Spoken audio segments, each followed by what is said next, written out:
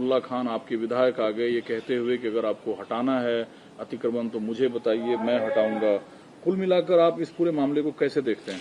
देखिए, जो कुछ इंक्रोचमेंट है वो किसी एक कॉलोनी में नहीं, एक इलाके में नहीं है, पूरे देश के अंदर है, दिल्ली के हर कोने के अंदर है। लेकिन ये सेलेक्टिव मेमोरी जो है कि एक पर्टिकुलर इलाके पे आप बुलडोज़र चलाएंगे, ये तो बिल्कुल गलत है। ये तो जनता के इंटरेस्ट के खिलाफ है। आप सिर्फ अपने वोट बैंक को खुश करने के लिए भारतीय जनता पार्टी की सरकार ये काम कर रही है। क्या कभी आपने पहले सुना था किसी सरकार ने बुलडोज़र चलाए थे? आज मध्य प्रदेश के मुख्यमंत्री बुलडोज़र मामा कहला रहे हैं, यूपी के मुख्यमंत्री बुलडोज़र बाबा कहला रहे हैं। अब अमित दिल्ली के अंदर है तो अमित शाह भी बुलडोज़र से जुड़ जाएंगे।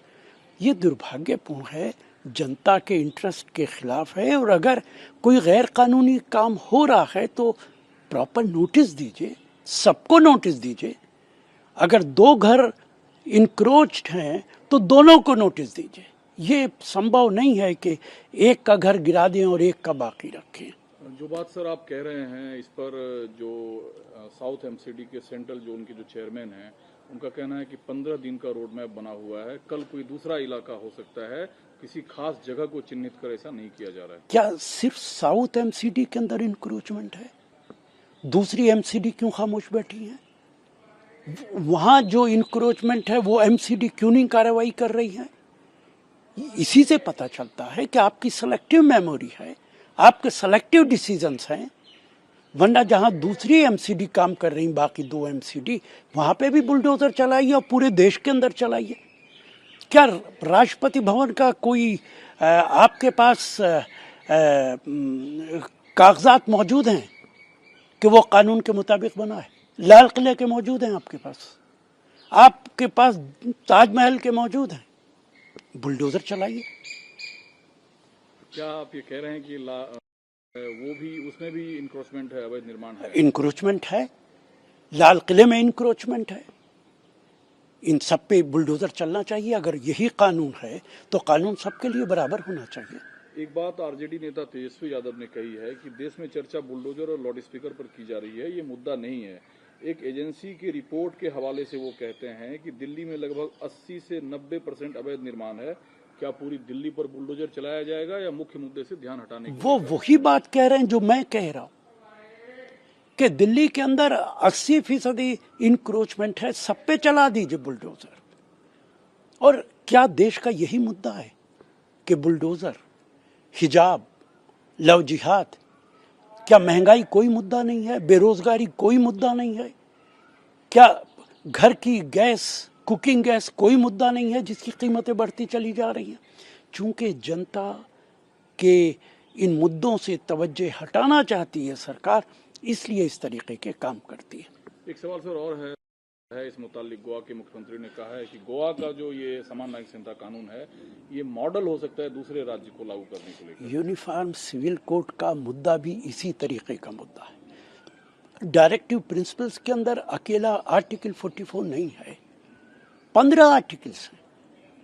आर्टिकल 39 भी है जो कहता है कि देश की वेल्थ कोशिश करे स्टेट के सब में बराबर बढ़ जाए।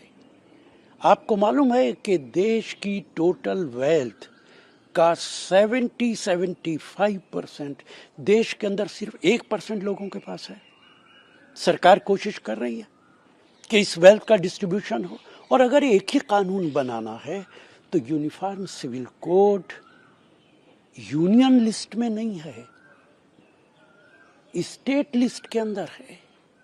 हर स्टेट अगर यूनिफॉर्म सिविल कोड अलहदा बना देगा, क्या एक कानून रहेगा? क्या ये संभव है? जो देश का संविधान है वो ही 3 हिस्सों में बटा हुआ है। कौन सा कानून पार्लियामेंट बना सकता, कौन सा असेंबली बना सकता, कौन सा दोनों बना सकते? इनको खत्म कर दीजिए। अगर असेंबली को हक हासिल है कि वो अपना कानून बनाए तो एक कानून, एक देश कहाँ बाकी रह जाता है? आप सारे असेंबलीज को ख़त्म कीजिए, गवर्नर के जरिए सरकार चलाइए, कानून बनाने का इख्तियार पार्लियामेंट को दीजिए, तभी ये संभव है कि एक देश एक कानून, ये दुर्भाग्यपूर्ण है। असल मुद्दों को हटाने के लिए इस तरीके की बातें की जा रही हैं। सर, आपके मुख्य है कि हम भगवान राम को एक गरिमापूर्ण व्यक्ति के रूप में मानते हैं और हमेशा राम राज्य के बारे में सोचते हैं, लेकिन बीते सालों में उन्हें योद्धा के तौर पर दिखाया गया और हनुमान जो भक्ति और ज्ञान और शक्ति की प्रतीक है, उनकी एक क्रोधित चित्र जो है वो दिखाया जा रहा है, जो समाज के लिए अच्छा नहीं है। देखिए, मैं कहूँगा कि मैं पहले भी कह चुका हूँ और भारतीय जनता पार्टी मेरी इन बातों को बहुत देश को मिसगाइड करती है। भारतीय जनता पार्टी के लोग सिर्फ जय श्री राम राजनीति के लिए इस्तेमाल करते हैं। मुझे बताइए तो सही कि नरेंद्र मोदी जी अयोध्या कितनी बार गए पूजा करने? मुझे बताइए तो सही कि बीजेपी के वो नेता जो पार्लियामेंट में जय श्री राम का नारा लगाते हैं, वो कितनी बार अयोध्या पूजा करने के लिए गए? राम का नाम ऐसे आदर के साथ नहीं लेते ये लोग। ऐसा लगता है जैसे बंदूक की गोली निकाली जा रही है किसी को मारने के लिए। सर, डी कंपनी से जुड़े लोगों की गई है, कई जगह छापेमारी हुई है। देखिए, कानून को अपना काम करना चाहिए और जो डी कंपनी जिसका आप जिक्र कर रहे हैं, वो जाहिर है कि देश को उनकी ज़रूरत है। उन्होंने देश के अंदर बहुत आतंक फैलाया है। अगर उनका ताल्लुक कुछ लोगों से है तो उनके खिलाफ निश्चित तौर से कार्रवाई होनी चाहिए। एक सवाल सर, और साइन डाली गई इसको रोकने को लेकर, सुप्रीम कोर्ट ने इस रिक्वेस्ट को खारिज किया और हाई कोर्ट जाने को कहा।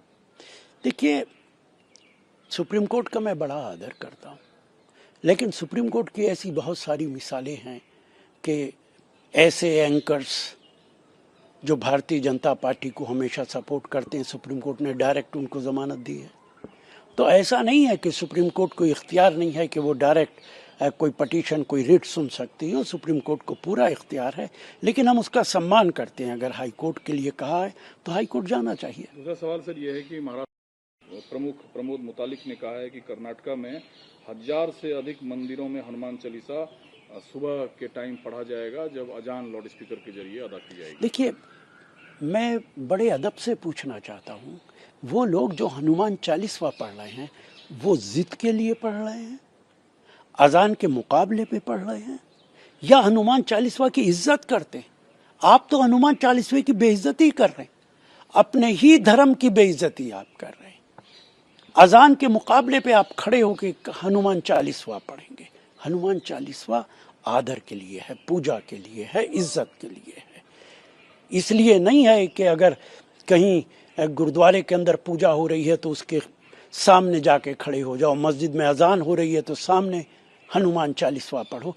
ये दुर्भाग्यपूर्ण है। एक सवाल सर और है, केंद्र सरकार ने सुप्रीम कोर्ट में कहा है कि जो देशद्रोह का कानून है उसके प्रावधानों पर फिर से पुनर्विचार किया जाएगा। जब तक केंद्र सरकार पुनर्विचार कर रही है, तब तक जिन देशद्रोह का मामला जिनके ऊपर चल रहा है उसे हटाया नहीं जाना चाहिए। देखिए, सरकार कितना समय चाहिए आपको पुनर्विचार करने के लिए? जो आदमी प्रधानमंत्री नरेंद्र मोदी के खिलाफ बोलता है, उसके खिलाफ देशद्रोही का मुकदमा चलाया जाता है। कोई आदमी बीजेपी के खिलाफ बयान दे देता है, ट्वीट कर देता है, उसके खिलाफ देशद्रोही का मुकदमा चलाया जाता है। कौन देशद्रोही है, इसकी परिभाषा तय होनी चाहिए। ये तय होना चाहिए कि देशद्रोही की क्या परिभाषा है, किसके खिलाफ कार्रवाई की जा सकती है। और समय देने का कोई मतलब नहीं है। सुप्रीम कोर्ट को उन तमाम लोगों को, अगर वो गुनाहगार हैं, उनको छोड़ के ऐसे तमाम लोग जिन्होंने इस तरीके के बयानात दिए बीजेपी के खिलाफ, उनको बरी करना चाहिए।